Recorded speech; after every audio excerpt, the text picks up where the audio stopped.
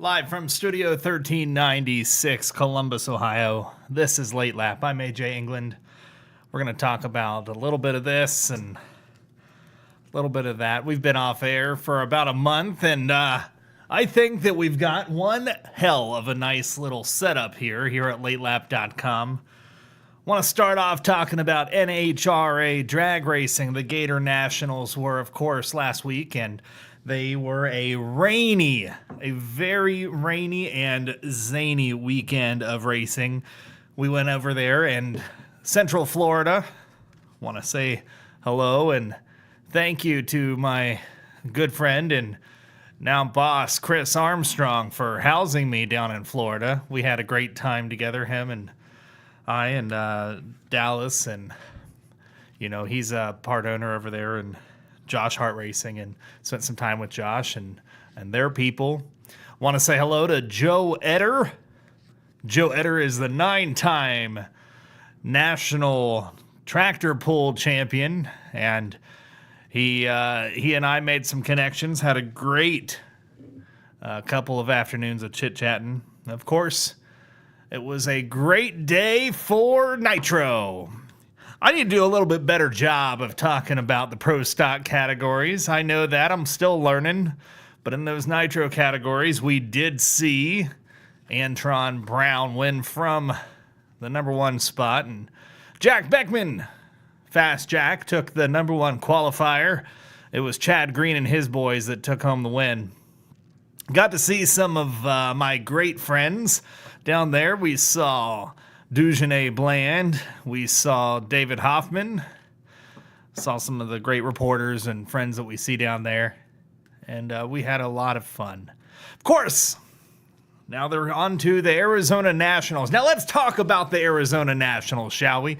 It's been about 10 times they've said, we're going to be running our last race. It was the final pass in 2023. The final pass. Well, was it the final pass? No. Was it a marketing gimmick? I don't know. But they definitely kept racing because we went back last year. Of course, John Force, he won the race, which was the postponed Winter Nationals. And Austin Prock took home the Arizona Nationals trophy. But we went right back. We went right back a year after the final pass. And I always thought that was a little bit hinky, a little bit odd, a little bit bizarre. Of course, sometimes you forget about things. And it seems like a lot of people have forgotten that the Arizona Nationals were a time of yesteryear. Well, they're back, folks. And that's great. I just want to make sure that we're acknowledging that there was something going on. Was it fishy? Was it bad business? Was it somebody didn't know there was money where there was? I don't know those details, and I know a lot of people have opinions on them, but I'll tell you what, I am excited that NHRA Racing is back. NHRA Racing is back in Arizona, and that's what we want to hear, is that racing continues every single week as often as we can and as at many tracks as we can. The Arizona Nationals, March 21st through the 23rd. You can still buy tickets, NHRA.com. You're going to want to check those out and go. And hopefully, you'll see your favorite driver. You'll get a picture. If you can't go in person, of course, you can watch it on the Fox family of networks, or you can go to NHRA.tv. I promise you, it's worth every dollar. A great subscription service. Jason Galvin and his team have developed quite the on-air personality assortment, and they are killing it. In fact, I would probably say, and this is an unusual take for me, I would say that the NHRA TV team is a little bit more elite than the NHRA on Fox broadcast. And that takes me to a several week-long debate now. NHRA on Fox, now partnered for about 10 years with their current broadcast partner, and IndyCar on Fox in the first year of a several-year partnership. Well, their marketing ads have lit the world on fire. Bob Tasca not very happy with the IndyCar and Fox executives for running ads claiming that IndyCar is the fastest form of motorsports on Earth. Several folks in the world of drag racing did take issue with this, and I can't say I really blame them. Now, Would I be partial to drag racing, especially in the nitro categories? Yes, I would. But are they actually the fastest? Well, let's break it down. What is racing? Tony Stewart said it best. If you want to watch passing, you can go out to the highway and see all the passing you want. But if you want to see racing, it's going to be the best contest of teams, men and women, who can get to a finish line at the quickest within a set of rules. Now, we could say airplanes are faster than dragsters. We could say sand dune cars could pass the dragsters, the ones that go on the salt flats. The problem I have is not that they call it IndyCar the fastest. It's subjective. They could say they're the fastest street course. Of course, Formula One might have an argument themselves. I don't know. But what I do know is that Fox and the Fox family of sports broadcast networks have a relationship with NASCAR and NHRA and whatever other partners they're currently working with. And you do not usher in a new sport bragging about how they're better than everybody else, even if you think it's true. Bad etiquette, Fox. Next up, NASCAR. NASCAR is currently airing on Fox, and their broadcast team, man, they get a tough break a lot of times. But overall, I would say that the NASCAR season's off to a great start. If you don't follow stock car racing often, William Byron won that Daytona 500 a few weeks back. Christopher Bell has won 3 races, and 3 of them being in a row. They went this past weekend, and they ran in Las Vegas, home of several racers. Kyle Busch, the hometown favorite, once the hometown bad guy, known as the rowdy driver. He had pretty much another racing woe. What whoa means, it means slow down if you're on a horse. But in his world, it means, whoa, get me the hell out of here. Poor guy, can't catch a break. He could have won it. Didn't dominate the race or anything like that, but he had consistent speed, and he's had great success there. But I noticed something watching his interview with Happy Harvick on the Fox pre-race broadcast. Something I've said for many years. The signs are there. Kyle Busch and Kevin Harvick, men that didn't always get along. Friendly, kind. They were getting along.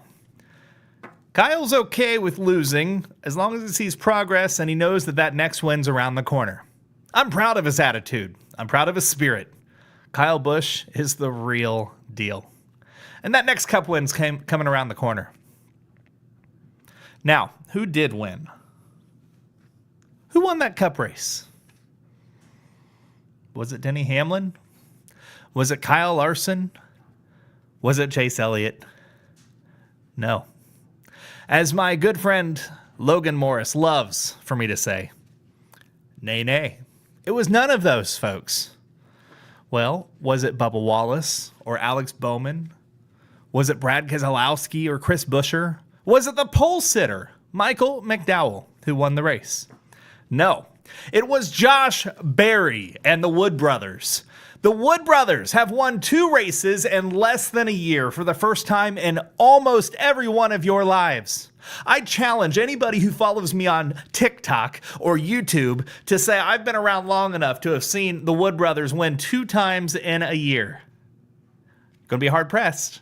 Gonna be hard pressed. Probably hasn't happened. Congratulations to Josh Berry. Now, how about this? Wood Brothers. The last 5 times NASCAR's oldest team has won has been the first time victory for their driver, dating back to 2002 when Elliott Sadler won that spring race on almost no tires. And Elliott came from 40th place all the way to the win, and he passed, I believe, the 43 car, which was then the Petty Enterprises along the way. Then you wouldn't have to fast forward all the way to 2011 to get to Trevor Bayne. Trevor Bayne, the Daytona 500 champion. Of course, more recently, Ryan Blaney got his first win with the Wood Brothers. And Matt DiBenedetto was not able to, but he had some great runs, including a second place to Denny Hamlin back at Bristol. Maybe that was a 95 car. Harrison Burton last year got the deal done at Daytona. Well, this week at Las Vegas, it was Josh Berry Josh did a great job, and he's been fast lately. He's had a lot of stage points, ranging in the top 5 of most improved stage racers. Moves over from the Stewart-Haas deal, comes over to the Wood Brothers, and he's already locked into the playoffs. Kudos to Ford, Motorcraft, the Wood Brothers, and Josh Berry.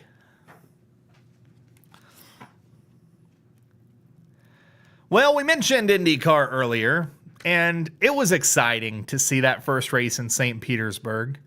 But was it perfect? That first wreck, it was as they say, it was a doozy. Let's do that over. It was a doozy.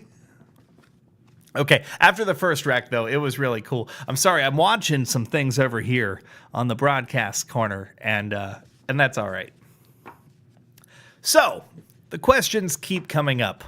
What am I doing? Where's the show been? Well, I'll tell you right now, folks, the show's coming along. I couldn't be more excited for people to have inquiries, people to ask questions. We're getting there. The studio's great. I'm really proud of the setup here. I think it looks great. I think Columbus, Ohio looks wonderful in the background. 614, baby. Studio 1396. Broadcasting over 100,000 watts of all-American electricity.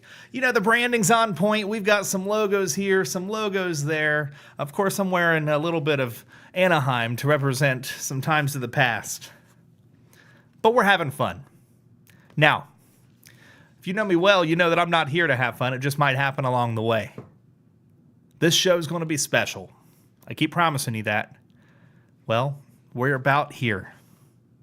So what's next for On the Road? Race Appeal Radio, Driller Live, Racing Refresh. We've had a lot of names. Now we're Late Lap. Late Lap will be at Charlotte, and it will likely be live at the track. Still working out some details there. We'll see if we can get it done. I'll be at Chicago. Be at a couple tractor pools, be at Bristol. Of course, we're going to go to Europe a few times. We've got a lot of traveling ahead of us this year, and I can't wait. So, this abbreviated show comes to an end. Check out my notes. Nothing today. I didn't run with a script. Just having some fun. And I hope you did too. We'll be back soon. We'll be back regularly. And we'll be back to entertain you. Because at the end of every show, I want to offer you one great sign of peace and wellness. It's the following words. Be kind to yourself, be kind to others, smile, be happy, and until then, take care. And to our friends in the South, sea amable consigo mismo. Sea amable con otros. Sonríe, sé feliz. Hasta entonces. Cuídese. Good night.